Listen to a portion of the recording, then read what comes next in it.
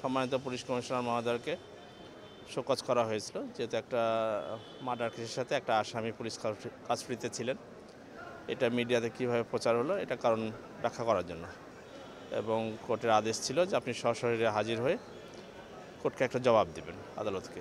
সেই হিসাবে police commissioner আইন ও আদালতের প্রতি শ্রদ্ধাশীল হয়ে উনি আজকে সকাল 10টায় বলেছিলেন, 10টাতেই উনি এসেছেন, 10টা বাজার 5 মিনিট আগে, এবং সেখানে উনি ওনার কারণ ব্যাখ্যা করেছেন। সে ব্যাখ্যা উনি উল্লেখ করেছেন যে এটা পুলিশ হেফাজতে থাকা অবস্থায় হয়েছে, যারা এই দায়িত্বে ছিলেন তাদেরকে ওই পদ থেকে অব্যাহতি দেওয়া হয়েছে সাময়িকভাবে, এবং প্রসিডিং ওনাদের পুলিশ প্রশাসনের প্রসিডিং অনুযায়ী তাদের বিরুদ্ধে ব্যবস্থা নেওয়ার প্রসেসিং চলছে, এটা বলেছেন। এবং বলেছেন যে এই মামলাতে যেহেতু একটা মিসআন্ডারস্ট্যান্ডিং হয়েছে এবং যারা এটার সাথে জড়িত আমরা তদন্ত করছি, করে আইনগত ব্যবস্থা নেওয়া হবে। আর উনি এই শোকজের জবাব থেকে অব্যাহতি চেয়েছেন।